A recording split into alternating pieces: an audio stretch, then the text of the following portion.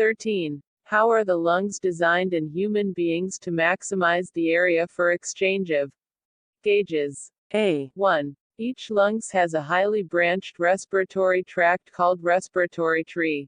2. A primary bronchus divides into secondary bronchi, secondary into segmental bronchi, segmental bronchus into bronchioles, which divides into terminal bronchioles, respiratory bronchioles, alveolar sacs and alveoli. 3. Alveoli are small rounded pouches which are extremely thin-walled and possess a network of capillaries over their surface. 4. They function as respiratory surfaces. The total area of all the alveoli is more than 80 square meters. 5. It is several times more than the surface of the whole human body. 6. Thus, the human lungs are designed to maximize the area of exchange of. Page No. 32. 14. What are the components of the transport system in human beings? What are the functions of these components? A. The human circulatory system transports necessary nutrients and minerals throughout the body while also transporting metabolic waste products away from the body. Components of the transport system: heart, blood vessels. Heart, 2 upper chambers, the left and right atria, and 2 inferior chambers, the left and right ventricles, make up the heart. The human heart's primary role is to circulate blood throughout the body. Oxygenated blood is pumped to the body by the left side of the heart, left atrium, and left ventricle. Deoxygenated blood is pumped to the lungs via the right side of the heart, right atrium and right ventricle. Blood comprises blood plasma and formed elements. Transportation of oxygen, carbon dioxide, nutrients, hormones, heat, and wastes. Blood vessels. Arteries, carries oxygenated blood away from the heart to the capillaries. Veins, returns deoxygenated blood from the capillaries to the heart. Capillaries, these facilitate the exchange of materials with the tissues.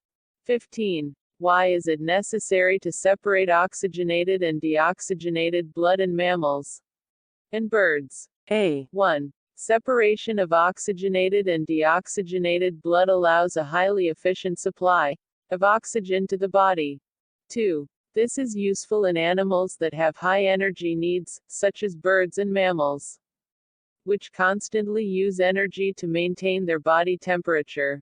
3. In animals that do not use energy for this purpose, the body temperature depends on the temperature in the environment.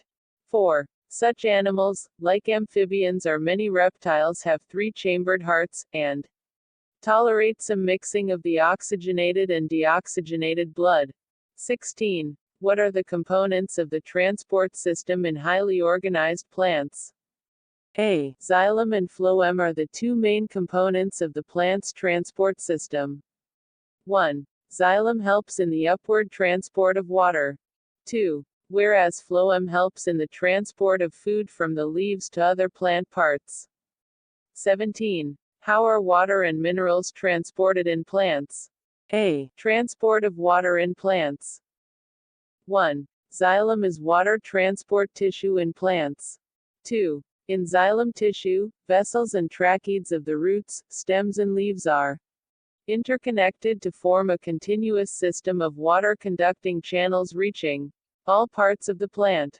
3. At the roots, cells in contact with the soil actively take up ions. 4. This creates a difference in the concentration of these ions between the root and the soil. 5. Water, therefore, moves into the root from the soil to eliminate this difference. 6. This means that there is steady movement of water into the root xylem, creating a column of water that is steadily pushed upwards. 18. How is food transported in plants? A. 1. Food that is prepared by photosynthesis transport in plants through the phloem. 2. This transport of soluble products of photosynthesis is called translocation and it occurs in the part of the vascular tissue known as phloem. 3. Besides the products of photosynthesis, the phloem transports amino acids and other substances. 4. These substances are especially delivered to the storage organs of roots, fruits and seeds and to growing organs. 5. The translocation of food and other substances takes place in the sieve tubes with the help of adjacent companion cells both in upward and downward directions. Page No. 36. 19. Describe the structure and functioning of nephrons. A. Structure of nephron. 1. Nephron is the basic filtration unit in the kidney. 2. It consists of a tubule which is connected with a collecting duct at one end and a cup-shaped structure at the other end, called Bowman's capsule. 3. Every Bowman's capsule contains a cluster of capillaries called glomerulus within the cup-shaped structure. 4. The blood enters into glomerulus through afferent arteriole of renal artery and leaves it through efferent arteriole. Glomerulus. Bowman's capsule, tubular part of, branch of, nephron, renal artery, branch of, renal vein, capillaries, collecting, duct.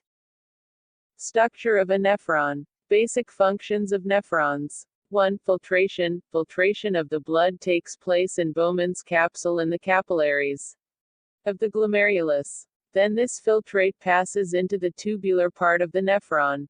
The filtrate contains glucose, amino acids, urea and uric acid and a large amount of water. Reabsorption. The filtrate flows along the tubule and useful substances such as glucose, amino acids, salts and some water are reabsorbed into the blood by the capillaries surrounding the nephron tubule. Urine formation. The filtrate which remains after the reabsorption is called the urine, which is collected from nephron by the collecting duct to carry it to the urinary bladder and then to the urethra. What are the methods used by plants to get rid of excretory products? 1. Plants use completely different strategies for excretion than those of animals. 2. Oxygen itself can be thought of as a waste product generated during photosynthesis. 3. They can get rid of excess water by transpiration. 4. For other wastes, plants use the fact that many of their tissues consist of dead cells, and that they can even lose some parts such as leaves. 5. Many plant waste products are stored in cellular vacuoles. 6. Waste products may be stored in leaves that fall off. 7. Other waste products are stored as resins and gums, especially in old xylem. 8. Plants also excrete some waste substances into the soil around them. 21. How is the amount of urine produced regulated?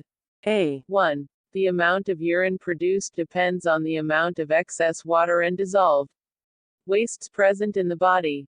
2. Some other factors such as the habitat of an organism and hormones such as antidiuretic hormone, ADH, also regulate the amount of urine produced. 3. The amount of water reabsorbed depends on how much excess water there is the body, and on how much of dissolved waste there is to be excreted.